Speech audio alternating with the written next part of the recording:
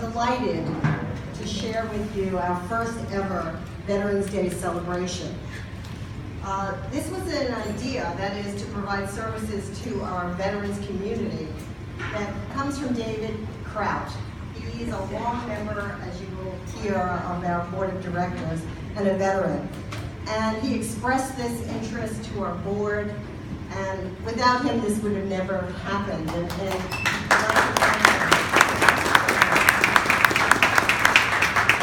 With his idea, we've reached out to the New York State Veterans Administration, and today Joe Evans, the executive deputy director, is here, and he'll say a few words. But we've also started to discuss programming for our vets with him.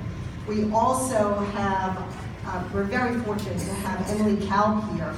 She's a resident of Roosevelt Island and also works for the United States Veterans Administration. And she introduced us to Lynn Johnson. Lynn, raise your hand again. And again, we're working with Lynn to try to identify the veterans who live here. We've been told that about 300 to 400 veterans actually live on Roosevelt Island, but we've been unable to really identify them.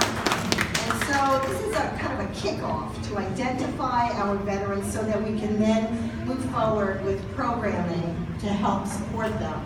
Because there's a whole bunch of services that are available, both through the federal and state government, that I'm sure many of the veterans aren't aware of. There is a sign-in sheet. If you're a veteran, please sign up. There's also surveys as to what kinds of services the vets might be interested in. Please fill out those services. This Veterans Day marks the 100th anniversary of the Armistice Day, the day a peace treaty was actually signed. And kids, I don't know if you know that 100 years ago a peace treaty was signed to end World War I. And it took place, and this is something I didn't know, at 11 o'clock in the morning, the 11th hour of the 11th day of the 11th month of 1918. And that's how, I believe, November 11th became our national holiday. This day, we are celebrating the contributions as well as the sacrifices of millions of American men and women. And many of them live and work on this island. I learned a little known fact that maybe some of you or all of you don't know.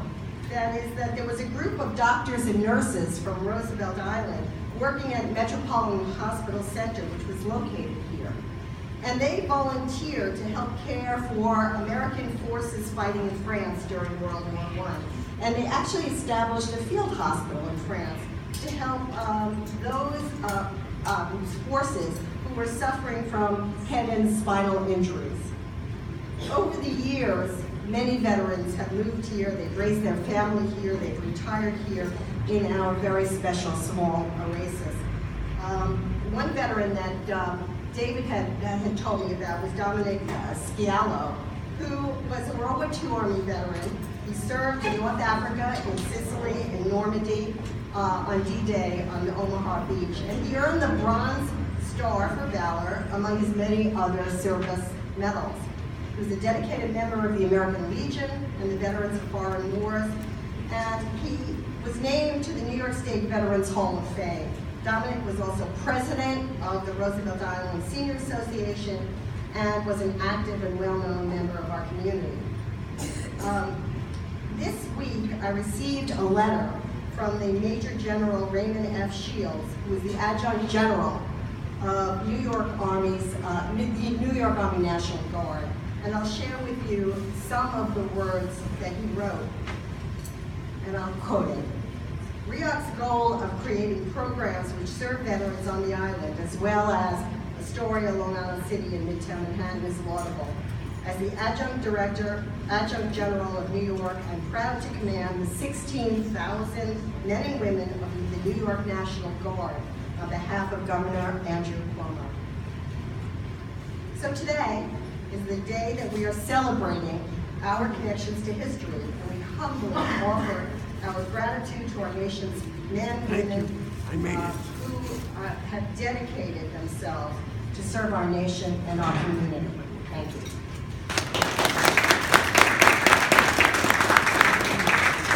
Thank you, Susan.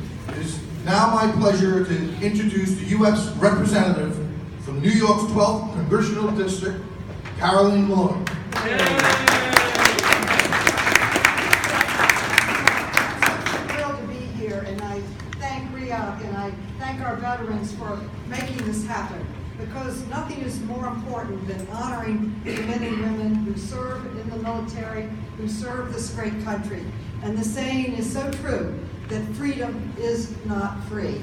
It comes with great sacrifice from so many people.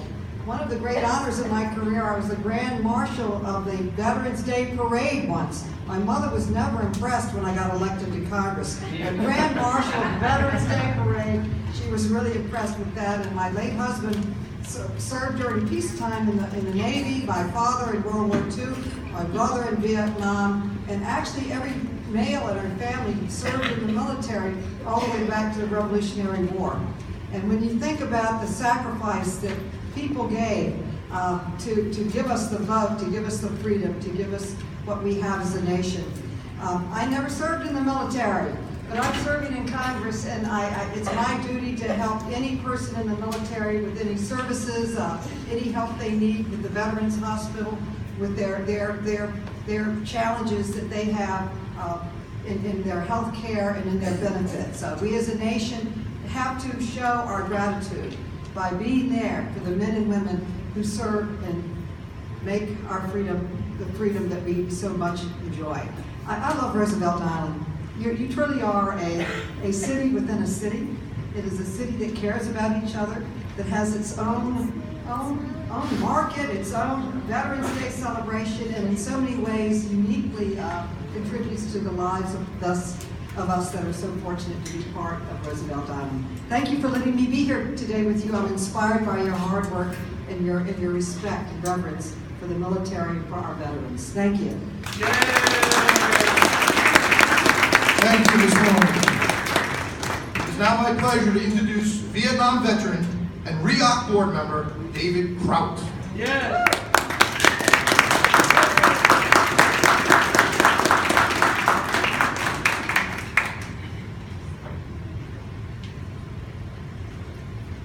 Thank you all for coming. I'm not a Vietnam veteran. What's called a Vietnam era veteran. I served in Europe for years. A couple of years ago, as Susan mentioned, Dominic Schaller came to me and asked if we could get a veteran center going here. And I had to tell him no at the time. We didn't have the space or the motivation. Since then, things have changed.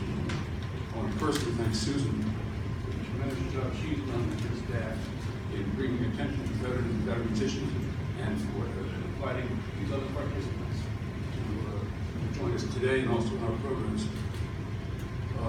Quick head count. Anybody here from World War II served in World War II?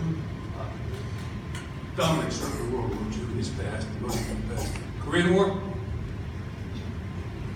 Vietnam era. Now we're the old guys. Gulf War? War on terrorism. People here have served all around the world, defending the rights and freedoms which many Americans take for granted. By our presence in this room, we indicate that we didn't take that for granted. We served. Speaking of service, any Marines in the room? Yeah. No, they don't say ex-Marines, there's no such thing. I just want to say, today, by coincidence, happens to be the 243rd birthday of the United States Marine Corps.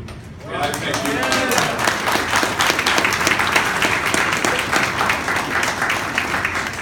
I don't have a lot to say, except I'm very proud to be a veteran. I'm proud of my service. I'm proud of the service of all my brothers and sisters in arms over the years. As some of you have heard or figured out, we have served in every corner of the world, defending the rights and freedoms that many Americans take for granted. And I'm pleased and proud to be among your number, and I'm pleased and proud to have served, and I'm pleased and proud to be a resident and board member of the Roosevelt Island Operating Corporation. Thank you very much. Yeah.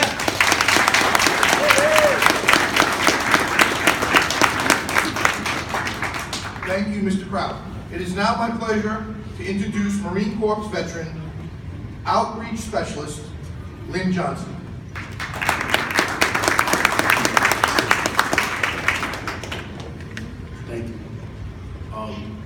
Johnson. I'm the outreach specialist for the United States Department of Veterans Affairs. And on behalf of the VA, that everyone calls it, I would like to thank every single Roosevelt Island veteran and their family members for their service to our country, and that the VA is there specifically tasked with representing you whatever your needs are throughout your community, and we're looking forward to working with the Roosevelt Island Operation Corporation to continue supporting not only just this day, but all days going forward, and ensuring that our veterans of Roosevelt Island have the services that they need for service to our country. And just real quick, can I ask all of the veterans to please stand? Yes. So that we can recognize their service to our country. We want to thank you for your service. We want to thank you for your sacrifice and your commitment to the Constitution of the United States of America. Thank you. Thank you for your service. There's a few things. I have a proclamation actually from President Donald Trump in reference to Veterans Day that I'm going to speak about. But before I go into that, I see that there's a lot of children in the audience. Veterans Day is not only a time that we celebrate and recognize the sacrifices and the honor of our veterans and their family members, but also it should be a historical moment. And that our children need to read about Veterans Day, recognize what veterans are, the veterans who serve in all wars going past, forward, and present, and that we never forget that our freedom it comes at a cost. Someone has to raise their hand and say they're willing to defend the Constitution of the United States of America. And these are our men and women who give that ultimate sacrifice. Mr. David Kraut just mentioned Mr. Dominic Sciallo, World War II veteran. I asked that after the ceremony is over in the Senior Recreation Center, I just recently, a couple of months ago, there's a plaque in the Senior Recreation Center of Mr. Dominic Sciallo and his service to our country. And I asked that you have a moment, take your children over there.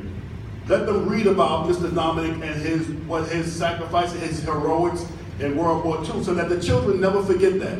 Because just like Mr. David Kraut knows with our Vietnam veterans, how they were treated when they came back was a disgrace to this country. And never again, because of the decisions that others do, we just go fight the war, we just do what we are told to do. We do not make the decisions about whether or not we go to war or whether or not we stay at home. Veterans, they serve the country, they raise their hand to defend the Constitution. We must always, never forget that. And I ask that we have the children here now, just take a moment, go over there and read that sign over there, Mr. Dominic Sciallo. When I read it, and I've never met the man a day in my life, it touched my heart. And I will never forget the sacrifices that he gave to this country, and I will never allow anyone else to tarnish or sully his service to this country. So with that being said, I'm going to read a proclamation that was just issued October 31 of 2018 from President Donald Trump.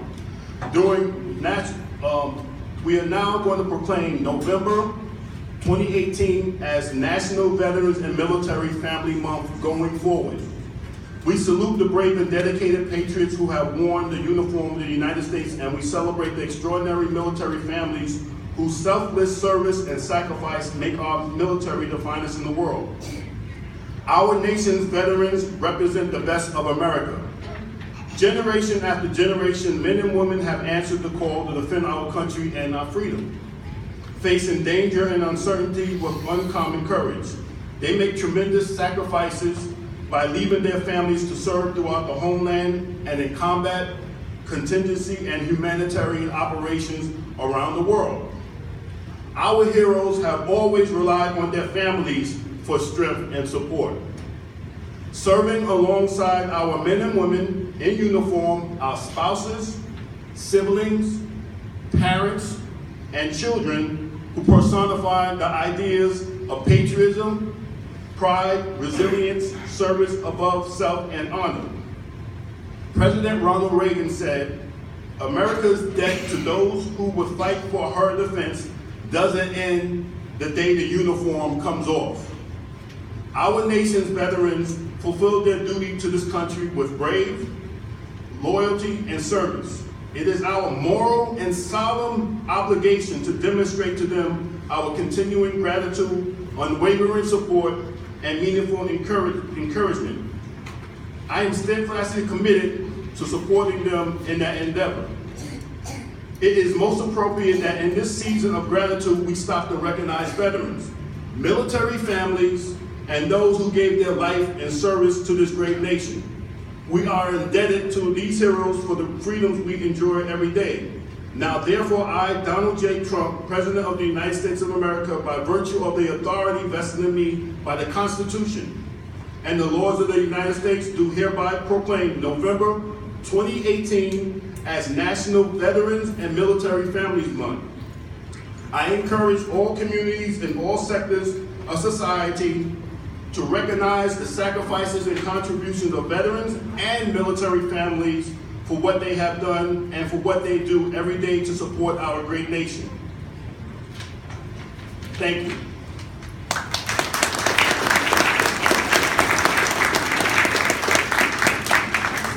Thank you, Mr. Johnson. It is now my pleasure to introduce New York State Division of Veterans Affairs, Acting Director Joel Evans.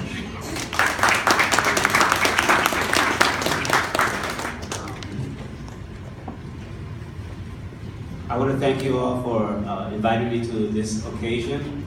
My name is Joel Evans. I'm the Executive Deputy Director for New York State Division of Veterans Affairs.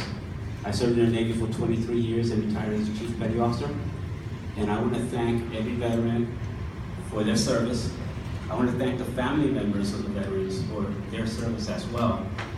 When I was in the Navy, they said the hardest job in the Navy was the spouse. I'm pretty sure all the other services said their spouses also. And as a veteran, I know that my spouse's support is also very important. I am proud to hear that you are doing a Veterans Center here, and we are committed with the New York State Division of Veterans Affairs to support your mission. We have staff member available to reach out and help the veterans in this community. I already told Susan we're going to start a social media campaign to help with the outreach, targeting just this region. And we already have Veterans Benefits Advisors ready to be deployed to assist. We're here to help each other. I also want to read the proclamation from Governor Cuomo.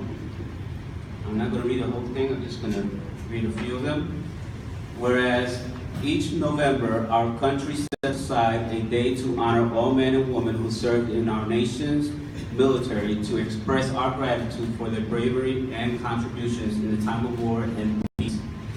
And whereas originally celebrated as Armistice Day to commemorate the end of World War I, America now observes this day as Veterans Day, paying tribute to the soldiers, sailors, airmen, Marines, and Coast Guard members who help defend our nation's borders and protect and promote the values of freedom and democracy around the world. And whereas from those earliest revolutionaries to the veterans of present day, all of these men and women are united by a common thread of honor, deep devotion for their country, and to ensuring every individual's right to life, liberty, and the pursuit of happiness. And whereas we solemnly express our gratitude to all veterans who are no longer with us now, recognizing that our state, our nation, and our world would be far different today without their selfless services and sacrifices. And whereas all New Yorkers are extremely proud that nearly 747,150 veterans currently call the Empire State their home, and we are honored that many of these former service members continue to contribute to the veterans community, the military community, and our great society. And whereas on this day and every day we remember all that our veterans have given us, our country and our nations, nor will we ever forget that American men and women in uniform are continuing to do to preserve and advance the cause of freedom, a foundation of American life that would not exist without our veterans, to whom we owe a debt that can never be fully repaid. Now therefore, I, Andrew M. Cuomo, Governor of the State of New York, do hereby proclaim November 11, 2018 as Veterans Day. Thank you very much.